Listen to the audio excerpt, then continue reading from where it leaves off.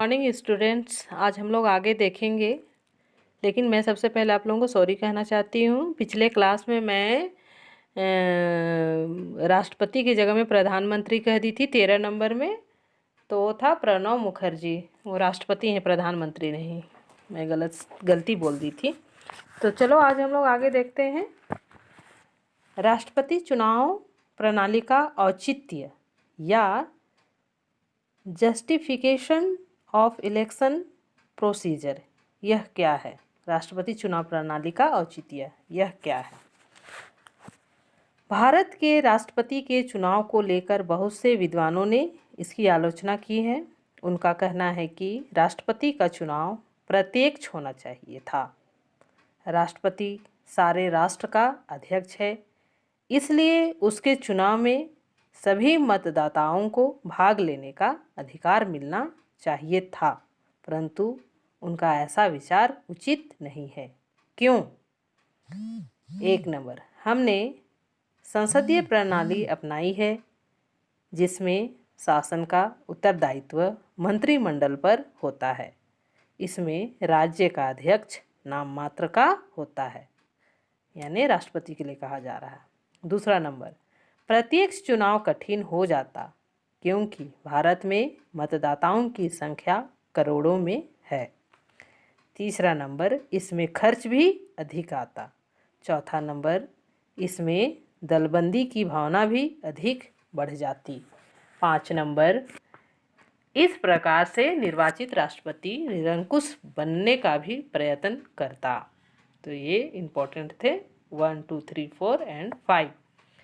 इसलिए राष्ट्रपति का चुनाव अप्रत्यक्ष ही रखा गया है, प्रत्यक्ष नहीं रखा गया है। क्या रखा गया है? अप्रत्यक्ष। कहने का मतलब संसद में जो चुने हुए सदस्य हैं, राज्यसभा और लोकसभा के, वही सदस्य राष्ट्रपति का चुनाव कर सकते हैं।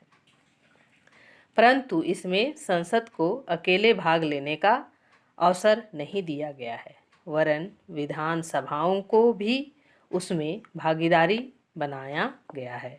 इससे राष्ट्रपति का चुनाव वास्तविक रूप में राष्ट्रीय निर्वाचन बन गया है, अन्यथा वह संसद के बहुमत दल के हाथ की कठपुतली बन जाता। राष्ट्रपति का चुनाव अनुपातिक प्रतिनिधित्व की प्रणाली से करने की भी कई लोगों ने आलोचना की है। डॉक्टर MP शर्मा का कहना है कि इस पद्धति का सहारा तब लिया जाता है जब 2 से अधिक व्यक्तियों का चुनाव किया जाना होता है। फिर यह प्रणाली जटिल भी है, परंतु ऐसा कहना उचित नहीं है। यदि साधारण बहुमत से चुनाव होता तो राष्ट्रपति वास्तव में सारे देश के प्रतिनिधियों का सही प्रतिनिधित्व नहीं होता।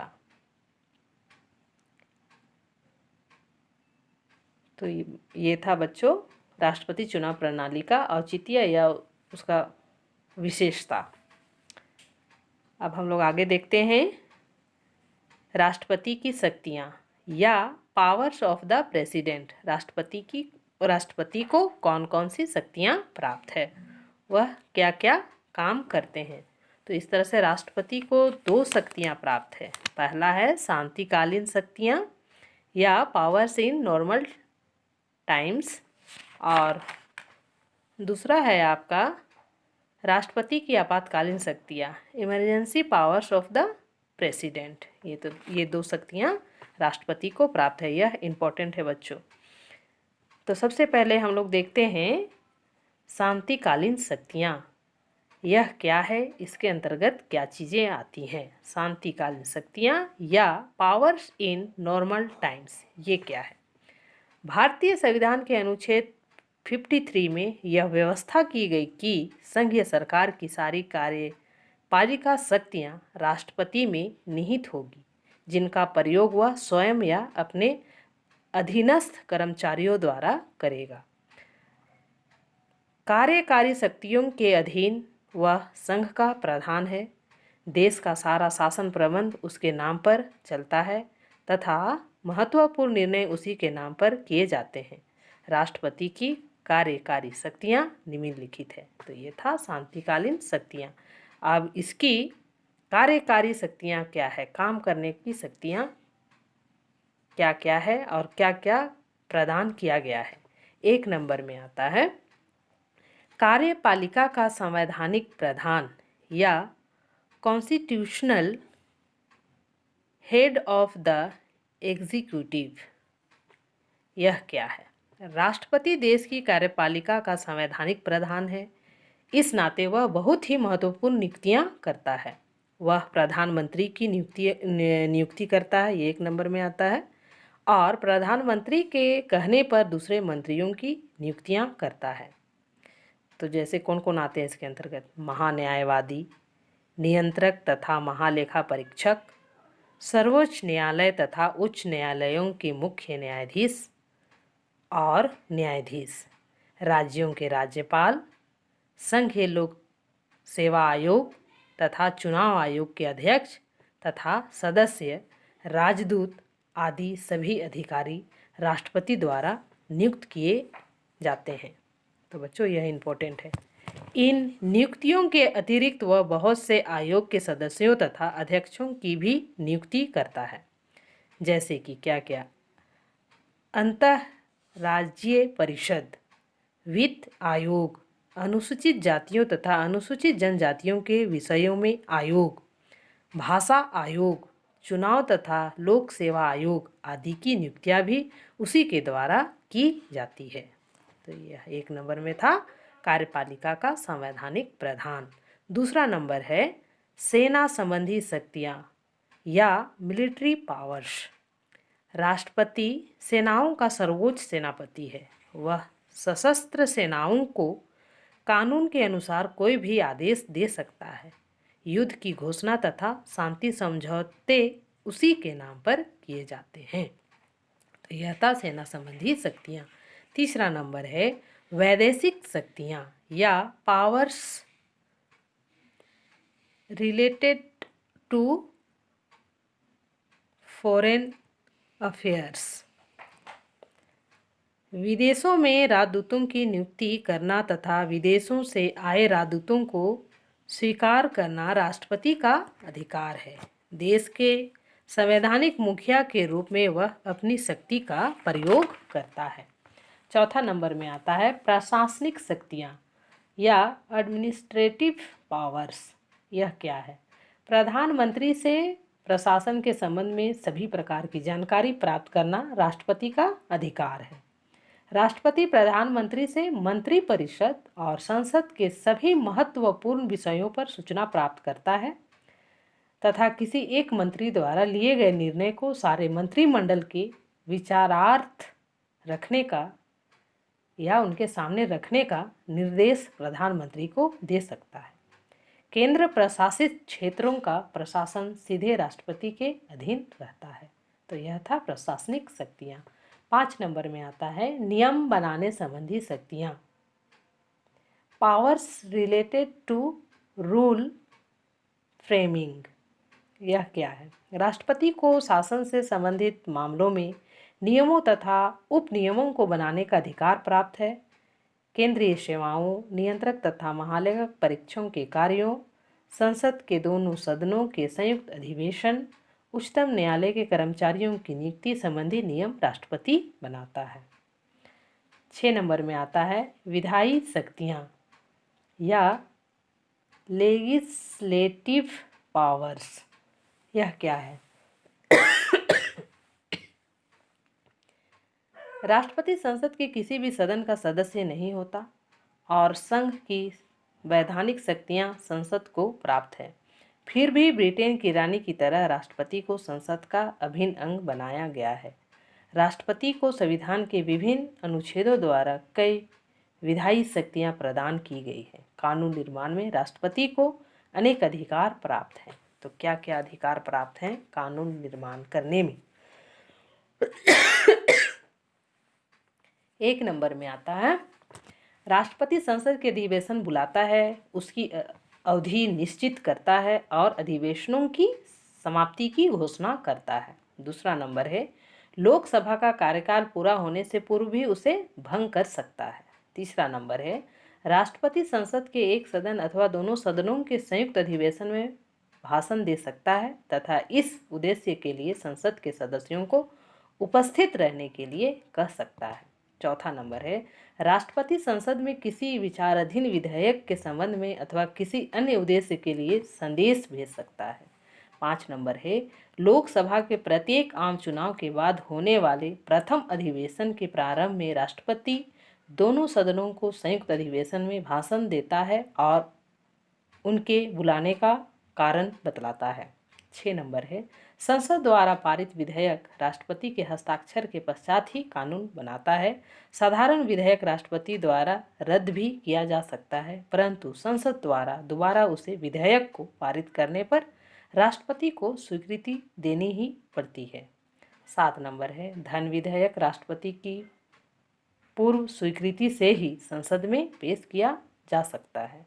8 नंबर है, राष्ट्रपति राज्यसभा में कला, विज्ञान, साहित्य और समाज सेवा के क्षेत्र में विशेष ख्याति प्राप्त व्यक्तियों को मनोनीत करता है। यदि एंग्लो इंडियन जाति का कोई भी व्यक्ति लोकसभा का सदस्य निर्वाचित न किया गया हो तो वह ऐसे समुदाय के 2 व्यक्तियों को मनोनीत कर सकता है। 9 नंबर है, यदि किसी साधारण विधेयक पर संसद के दोनों सदनों में मतभेद हो जाए तो राष्ट्रपति दोनों सदनों की संयुक्त बैठक बुलाता है। 10 नंबर है, यदि संसद का अधिवेशन नहीं हो रहा हो तो वह अध्यादेश जारी कर सकता है। यह अध्यादेश संसद द्वारा पारित कानून जितना प्रभाव रखता है। संसद के अधिवेशन में इसको स्वीकृति दी जा सकती है। संसद अध्यादेश का अनुमोदन नहीं करती तो संसद की बैठक आरंभ होने के 6 सप्ताह बाद अध्यादेश रद्द हो जाता है। राष्ट्रपति जब चाहे स्वयं अपने अध्यादेश को वापस ले सकता है। 11 नंबर है, कोई भी ऐसे विधेयक जिसका उद्देश्य राज्यों के नाम अथवा सीमाओं में परिवर्तन करना हो, राष्ट्रपति की सिफारिश के बिना संसद में पेश नहीं किया जा सकता। 12 नंबर है, राज्यों के विधानमंडलों में भी कुछ विशेष प्रकार के विधेयक उसकी स्वीकृति के बिना पेश नहीं किए जा सकते। इसके अतिरिक्त राज्यों के विधानमंडलों द्वारा पास किए गए कुछ बिलों को कानून बनाने के लिए राष्ट्रपति की स्वीकृति के लिए सुरक्षित रखा जाता है। तो बच्चों, यह था विधायी शक्तियाँ। राष्ट्रपति की क्या क्या विधायी शक्तियाँ था, यह बहुत ही इम्पोर्टेंट है। इसको अच्छे से आप लोग पढ़ाई कर लीजिएगा। आगे आता है वित्तीय शक्तियाँ, फाइनेंशियल पावर्स। यह क्या है? राष्ट्रपति को अनेक वित्तीय शक्तियाँ भी प्राप्त है जो निम्नलिखित है। 1 नंबर है, प्रत्येक वित्तीय वर्ष के आरंभ होने से पूर्व राष्ट्रपति संसद के सामने वार्षिक बजट रखवाता है। बजट को वार्षिक वित्तीय ब्यौरा भी कहा जाता है। राष्ट्रपति की ओर से बजट वित्त मंत्री द्वारा रखा जाता है। 2 नंबर है, धन विधेयक राष्ट्रपति की सिफारिश पर ही संसद में पेश किया जा सकता है। 3 नंबर है, राष्ट्रपति वित्त आयोग की नियुक्ति प्रति 5 वर्ष बाद करता है। वित्त आयोग केंद्र तथा राज्यों के बीच वित्तीय संबंधों के बारे में सिफारिशें करता है। 4 है, राष्ट्रपति का आकस्मिक निधन पर पूरा नियंत्रण होता है और उसे इच्छा अनुसार खर्च कर सकता है। बाद में ऐसे खर्चे की स्वीकृति संसद से ले ली जाती है। 5 नंबर है, आय कर तथा पटसन निर्यात कर से होने वाली आय को राज्यों में राष्ट्रपति द्वारा वित्त आयोग की सिफारिश पर बांटा जाता है। 6 नंबर है, राष्ट्रपति संसद के सामने वित्त आयोग की सिफारिशें और उन पर अमल करने की रिपोर्ट पेश कराता है। 7 नंबर है, महालेखा परीक्षक की रिपोर्ट राष्ट्रपति संसद के सामने पेश करता है। 8 नंबर है, न्यायिक शक्तियाँ। तो यह न्यायिक शक्तियाँ क्या है? न्यायिक शक्तियाँ या जुडिशियल पावर्स, ये क्या है? राष्ट्रपति न्यायिक शक्तियों का भी प्रयोग करता है। उसकी न्यायिक शक्तियाँ निम्नलिखित है। तो राष्ट्रपति को क्या क्या न्यायिक शक्तियाँ मिला हुआ है, यह भी इम्पोर्टेंट है बच्चों। 1 नंबर है, राष्ट्रपति उच्चतम न्यायालय तथा राज्यों के उच्च न्यायालयों के न्यायाधीशों तथा मुख्य न्यायाधीशों की नियुक्ति करता है। ये 1 नंबर के क्वेश्चन में आते हैं।